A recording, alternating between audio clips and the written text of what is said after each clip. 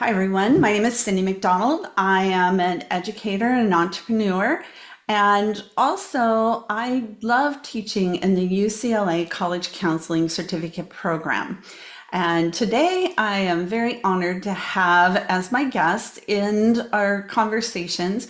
I do interviews with subject matter experts in areas that matter to you. And so today we're going to talk about a very important area, which is volunteering to help students.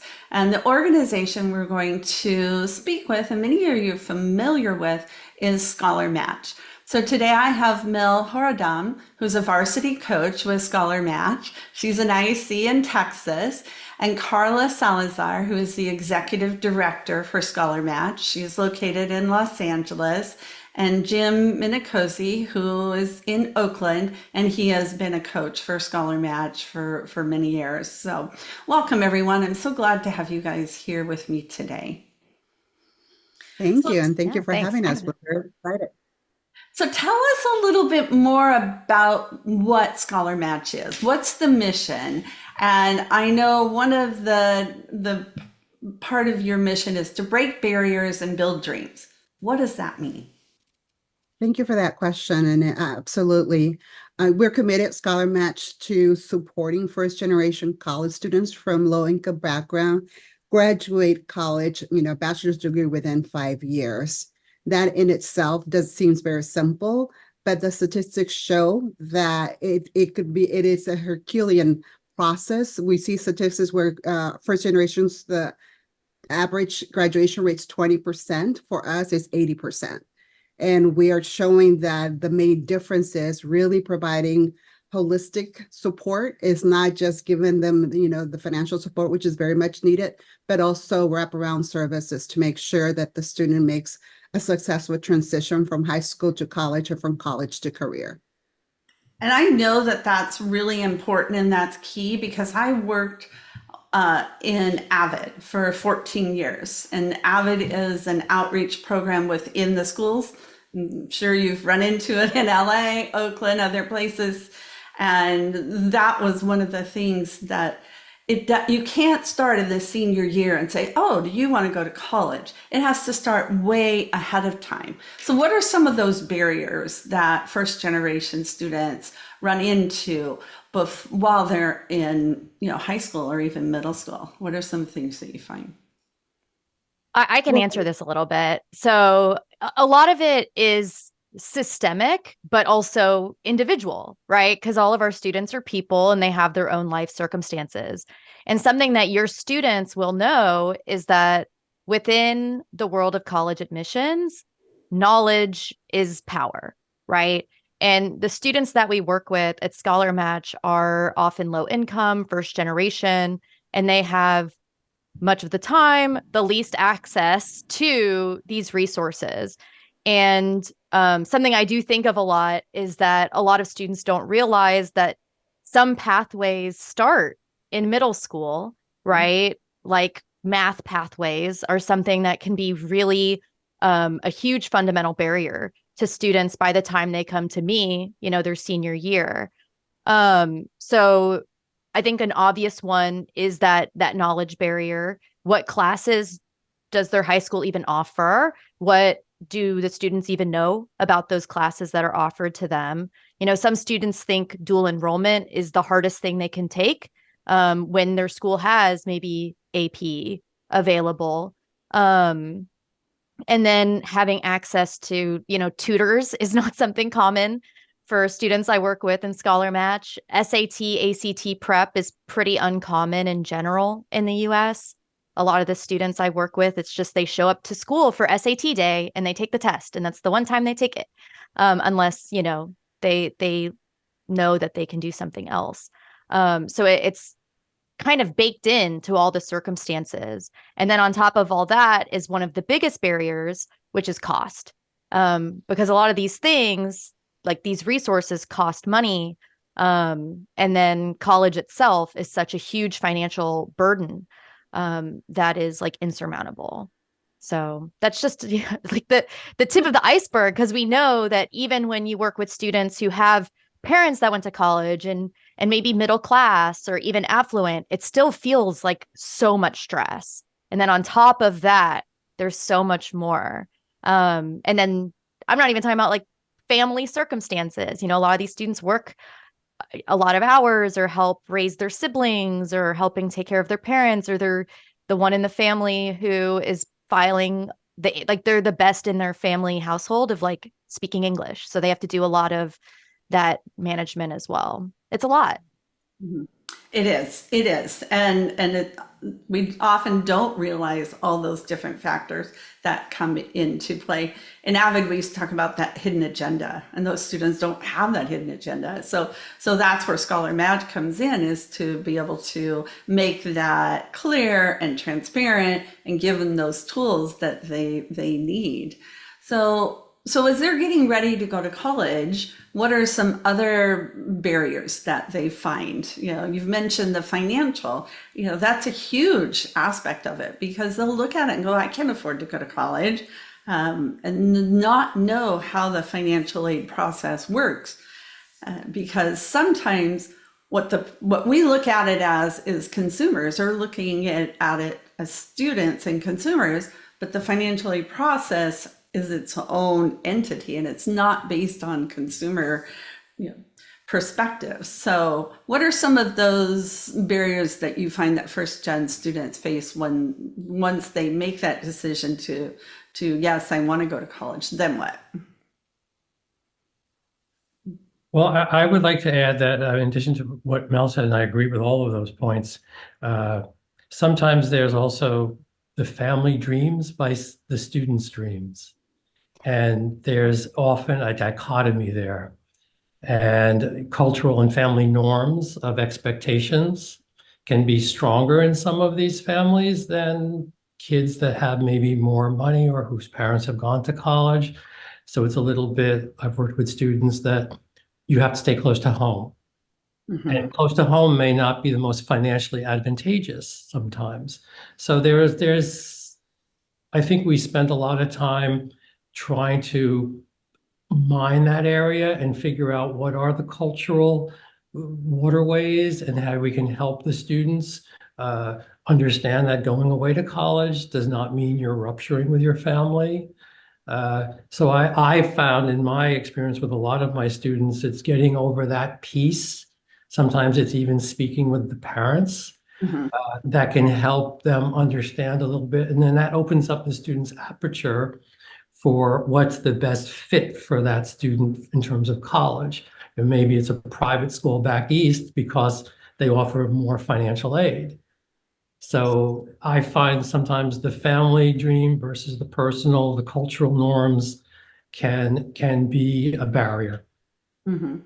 So Jim, absolutely, I've found that too. And Cyndy, can yes. I add to that? I'm sorry that we got to be careful with that statement. It's true to some extent, but there's also financial components. If a child goes out of state, there's a cost in terms of who's going to pay for them to come back home during the holidays, who's going to be that support system for that student away when the family's been the support system. So it's absolutely true what Jim is saying, but there's also added layers of complexity that we need to be careful that we understand and respect and work around that. So Right. that would be the only caveat that I would add to that, just to be mindful of the other layers of complexity. Right. No, that makes total sense. So that leads to the question, when you're looking at it from a cultural perspective, are parents included as part of the work that you do with students?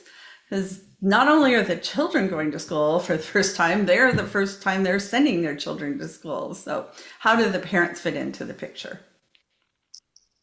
Sometimes they're from my experience just as a coach, um, oftentimes I'm not interacting directly with the parents, but as Jim said, like they're the parents of the students. So I think of it as, we're all in the bus together. The student is driving the bus and we're there like the parents to help, but not grab the wheel in some ways. I worked with a student last year where her mom was on every single call that I had with her, and that was totally fine with me. Like her daughter wanted her there. She was part of the conversation. We were all like on the team together. Sometimes the parents are nowhere to be seen. They are working all the time. Another student I worked with last year, every call I had with her, she was like minding all these younger siblings and taking care of them while she was talking with me. And I know her parents exist, but they weren't really able to be a part of the process, even if I think they probably would have liked to have been. So the way that I do it is like they're a welcome part of the team, but they're not often the front line of who I'm talking to. Yeah. No, that makes sense. That makes sense. And but it does make a difference if they feel like they're welcome, or that, you know, that's and the students feel like the parents are welcome too, because then that helps support them once they get into college.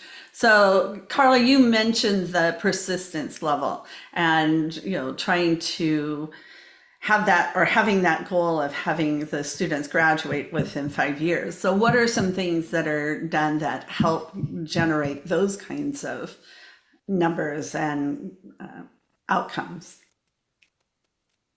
Yeah, so there's two programs, two sides of our work at Scholarmatch. So what we're talking about today is college access. So that's where we do the intense one-on-one, supporting the student from what I consider the A through Z, the college application process.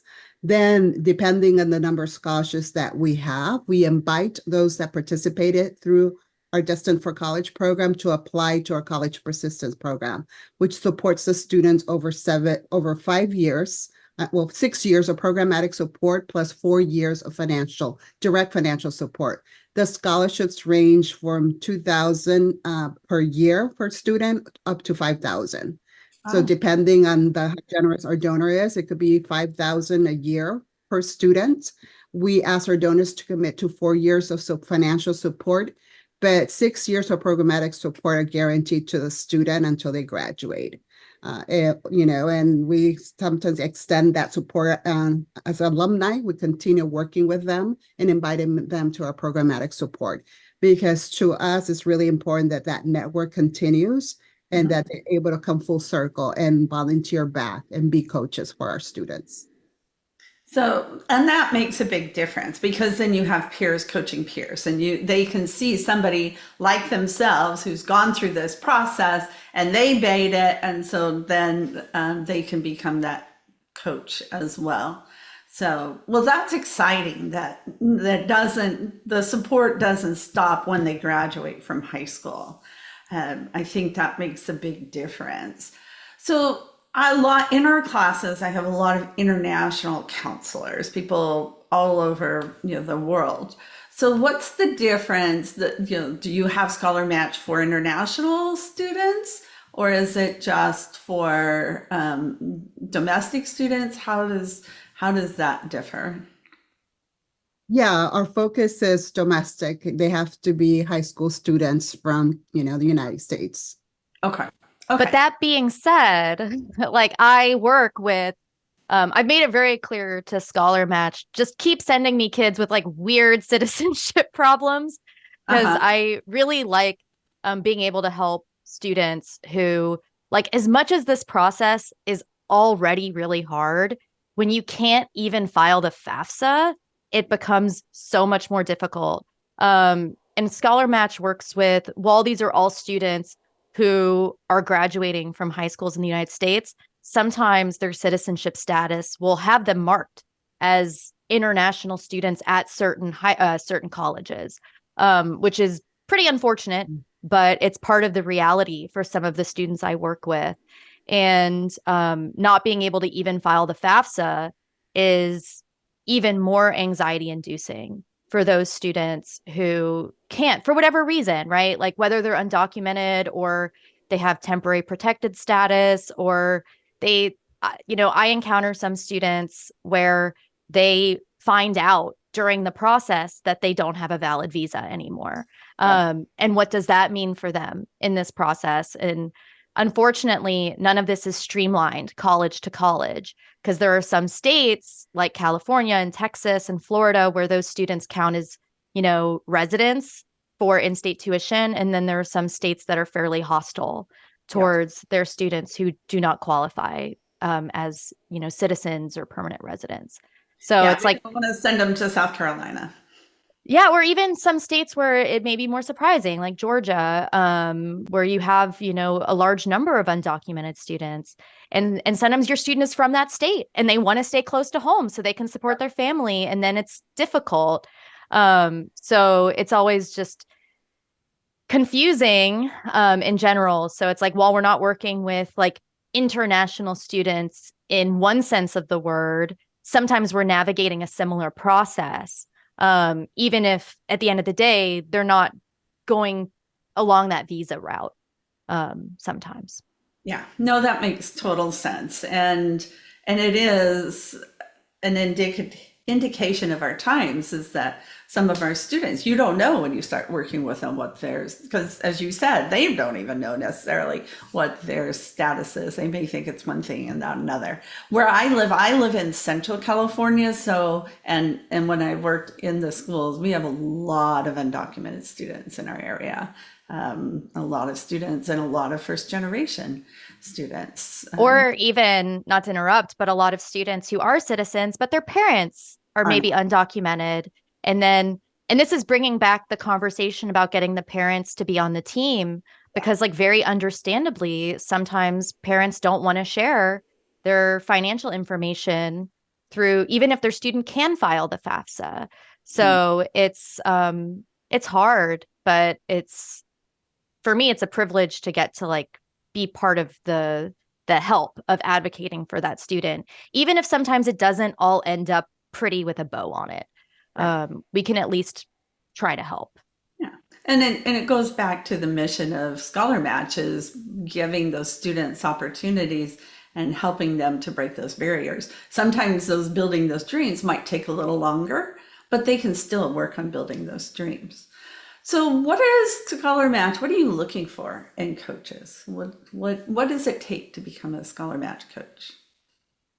I guess Karla, that's a good question for you. And then Jim and Mel, and then I want you to tell me what it's like being a Scholar Match coach. So what are you looking for in coaches, Karla? A great question. I mean, number one, they have to be excited about, working with high school students. What I consider are dreamers or passionate. I remember when I was at that juxtapoint of, what would I want, what college should I want to go? My dream college had always been UCLA since I was 10 years old. And I did graduate from UCLA. And so, but I still remember that day when I got the acceptance letter because my English teacher got also accepted to UCLA to get her PhD in education. Oh, wow. That was very memorable. In that moment, I still remember that. And you're living that with that student, their journey, the good, the bad, and the ugly of that process. It gets very stressful, but it's so rewarding to be able to celebrate the wins, the heartbreaks if they don't get accepted to their number one dream college, but you're there to support, guide them, and make sure that it's the best college that fits their needs, not the other way around. So we're looking for individuals that are good listeners, that are empathetic, that understand cultural differences and respect the cultural differences, that are empathetic to their very different family situations, to mixed status, and very eager to learn and curious, and overall respectful of each other. And that the dynamic is not, I'm here and the student's here, but rather we're working together as a collaboration. So how do you figure that out? Do people have to put in an application, go through an interview? What steps do they go through to become a Scholar Match coach? So we have a college, everybody gets through a vetting process. They have to fill an application. We do a background check.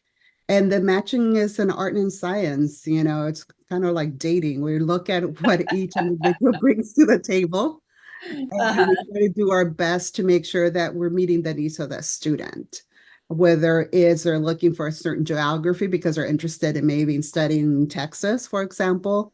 They come from a mixed status family, so we definitely look at Mel with her expertise.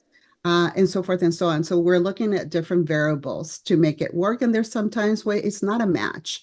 But as soon as we get the feedback, we then, have an opportunity to switch the student to a different coach.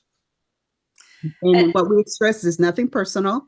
Sometimes it's like dating. It's just there was no chemistry. We move on to the next.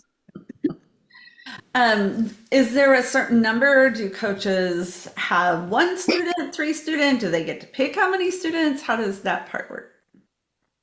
It really depends on their comfort and expertise.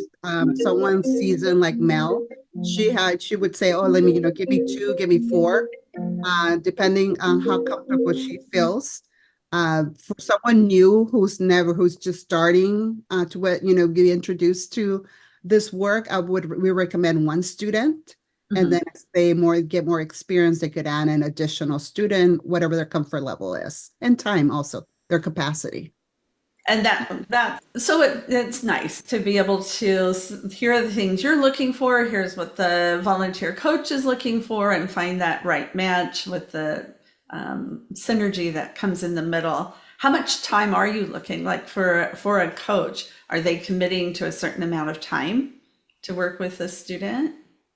Yeah, no, absolutely. It ranges. It could be 4 to 6 hours a month, and it really depends on the individual student. We have some high achieving students who are very specific on what kind of support they want, and they're like, "Bye, see you later." Until I get my award letters, then I'll come back to you then we'll celebrate together and help me out. And some others who really need a hand holding because they are more nervous or whatever reason they want more, so they need more support through the whole process. And so it varies. So we can't say, oh, it's going to definitely be 4 hours. It could be anywhere between 4 to 6 or a little bit more on a monthly basis. It depends. Some months are higher with whenever there's a deadline for early admissions, there's a peak where, and so forth. And it's very much deadline driven, I would say. Okay, well, that's great because sometimes students for the UCLA program will use this as part of their practicum, and they need to have so many contact hours to fulfill that practicum. Yeah, and we spoke to your program director, and there's opportunities to offer flexibility. We've worked with students that need this work. They need the practicum hours, so we've already have experience with that, and we could help those students make sure that they fulfill their requirements. Good. And then my last question to you then is there a certain time that you start with students? Like, do you try to recruit them in their sophomore year or their junior year or middle school? When does that part start? Yeah, we start the outreach process the spring semester of the junior year. So what we consider rising seniors. In the ideal world, we would love to start matching in the summer. So that way the coach and the student has an opportunity to start developing a trusting relationship, because you're absolutely right. You're about to embark in sharing a lot of personal information from the students, and their parents to that coach. Things that you don't share with others, like your income, your social security number, and all that fun stuff that goes along the applications. So we want to create that space. That's the ideal. There are some situations where we're still recruiting volunteers and the students as they come back to school. They might take a little longer to apply, so that gets delayed. But in our ideal world, we love to match both the volunteer and the student in the summer to give them time to ramp up. Okay, so they can, because that's a question that comes up quite frequently is, can I do my practicum in this summer? And it sounds like that is a possibility. So I think the summer's great. But it can be if the student is ready to start working on their essay. Yeah. Those things. And not every student wants to do that in the summer. Well, that's I wouldn't if I were like, I want to enjoy my summer before I start college. right. So, but some do. I mean, some that have already started working in their junior year on their essay. I have a niece that I'm sure she was doing that like junior year already. But I have my son who's in college, who was like, whose idea of going to college was like, what's the college that's closest to the beach? That was his criteria. So it ranges. That's true. That's true. All right. Well, so now, Jim and Mel, I'm going to come to you and I want you to tell me what you have found the most rewarding as working as a scholar coach, what your experience has been. And the second thing is, what advice would you have for somebody who's thinking about doing this? So, Mel, let's start with you and then we'll go to Jim. Okay. Okay, so the first question, there were two questions. What was the first one? The first question, what has your experience been? I mean it's been great, but these are real kids with real lives that have a lot going on, right? And this is something that I think I mentioned to Cyndy before the call is like I also did the UCLA certificate program. I completed it in 2018. I'm an educational consultant, so I work with students who are coming from very different places. And my expectations of those students, it's different because it's like whether your students in your program are working at a high school or they're working at an international school or they're also educational consultants, there's usually structures in place that are very different than the Scholarmatch students who are very much the drivers of their own dreams, right? And so something that's been very satisfying and exciting for me is being able to meet these kids where they're at and figure out what their dreams are for themselves. And sometimes those dreams don't necessarily align with what I might think is like the best thing for that student, right? Because sometimes, yeah, the kid doesn't want to be cold or they want to be close to home, or, maybe they don't want to be at a school that's predominantly white when they're not, right? So there is something so satisfying to be able to like solve this puzzle with the kid of it's like, okay, what are your goals and dreams? How do we find those? And like last year, I had one student, and including with my own practice, that made me just like fall into a ball of tears of happiness. And it was one of my Scholarmatch students because, she tried for QuestBridge, which is like a really difficult, incredible scholarship program that Scholarmatch will encourage us to work with some of our most ambitious students with, and she didn't get it. And we were like so bummed, but we were still going. She was from Michigan. She wanted to be like close-ish to home. And she ended up getting into Michigan and Boston University, like full ride. And when I say full ride, I don't just mean full tuition. I mean like everything covered at both schools. And just seeing that for a student that had more barriers and obstacles ahead of her than like almost any other student I've ever worked with was so incredible. And then knowing as well that she has resources available to her, whether it's just, hey, you can hit me up anytime. Just because we're done with Scholarmatch doesn't mean that I'm exiting your life forever. If you never want to see me again, that's fine. But if you still want to help, I'm here. And then Scholarmatch is still available. It's really an amazing thing to just get to be a part of it. The excitement. And I also have the privilege of getting to be one of the interviewers and readers for the Scholarmatch Scholars Program for students who are going for that scholarship. And just it's really like a magical thing to get to be a part of. But it's not always, I have some students that just ghost me. And my hope is that they're going to Scholarmatch and saying, I want someone else, and not just, leaving the process entirely.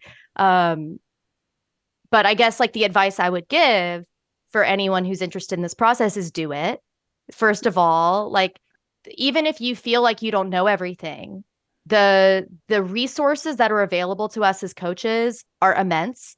Whether it's just online resources, those are there, but we also have an incredible network of varsity coaches, Scholarmatch staff.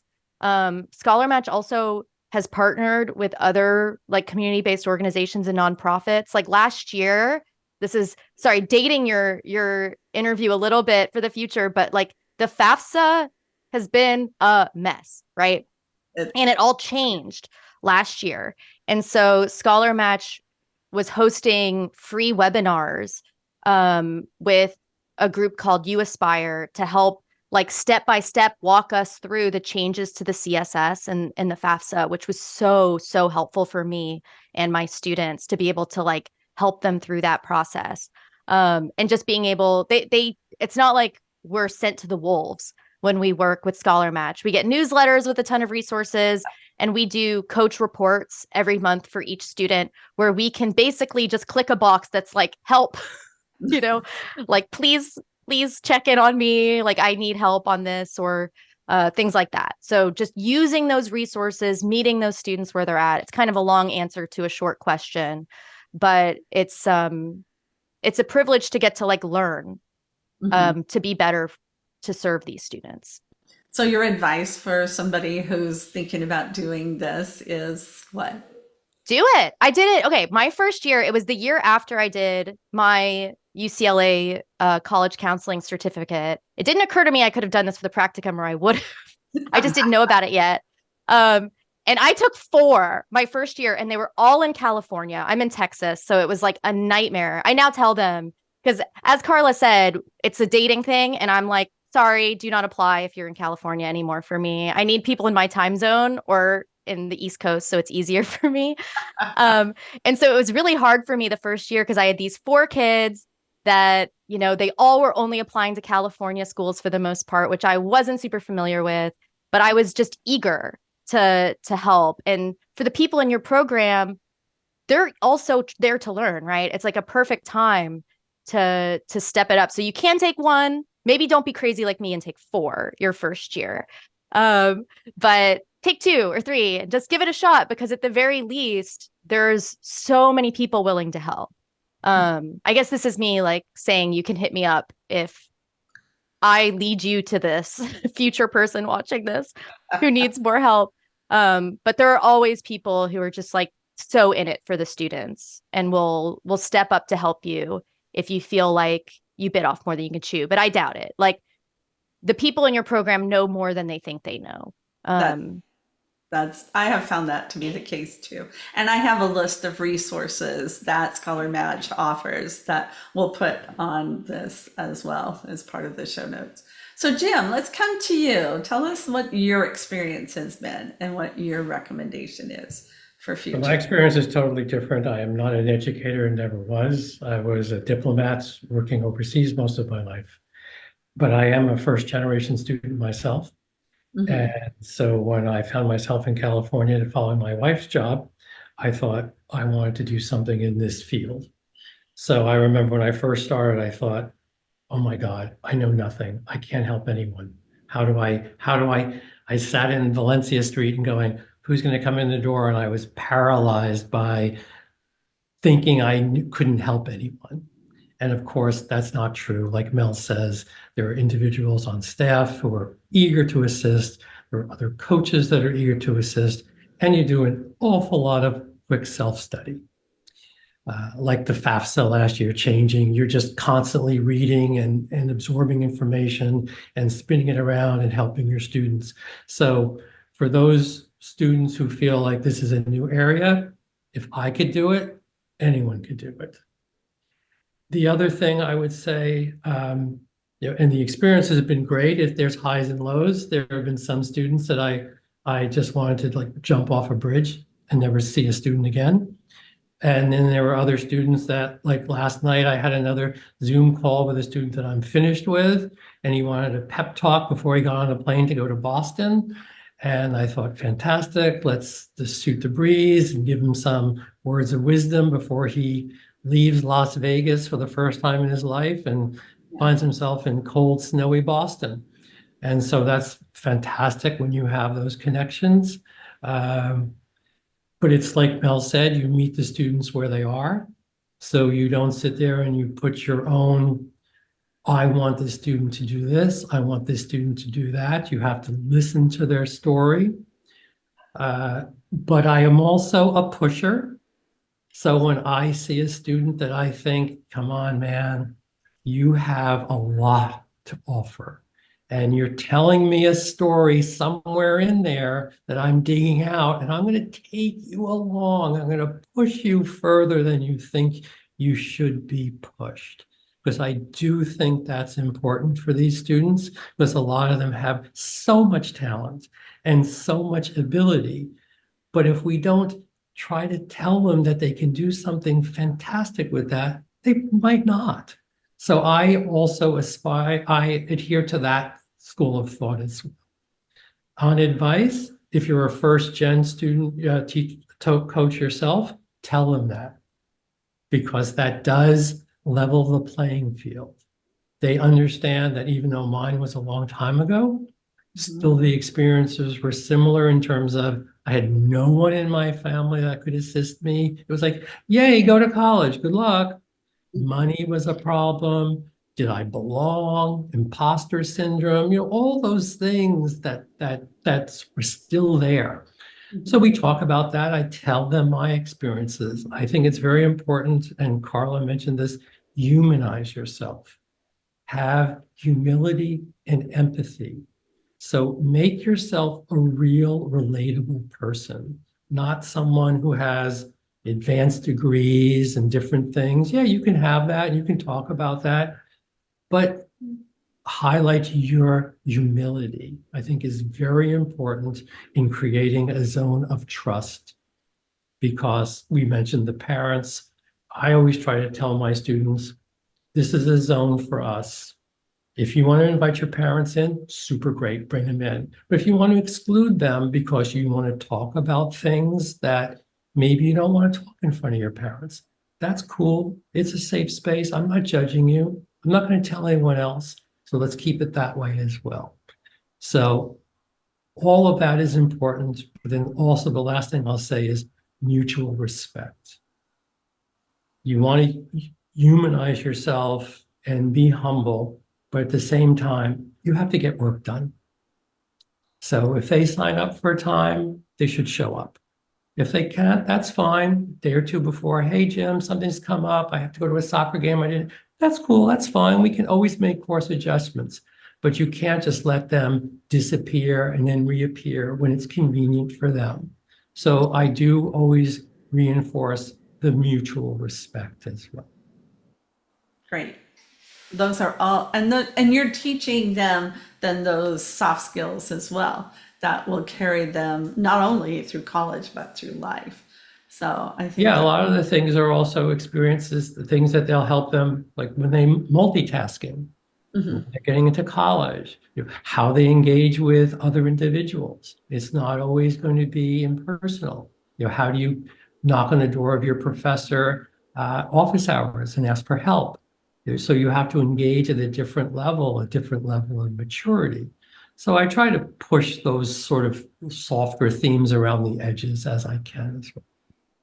yeah, no, that's, and that just makes such a benefit, and it has repercussions, it has waves throughout their whole life, and so I know it's gonna, it has an impact for future generations too.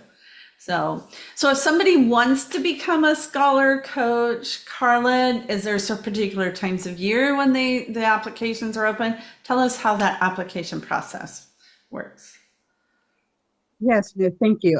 August 31st is our final deadline to apply. After that, we have a contact interest form that individuals who are interested could apply. And then when we open up again in the spring, we will contact them and invite them to apply to be a college coach. But right now, what we are focusing is on the August 31st deadline. I don't think that the application itself is very straightforward.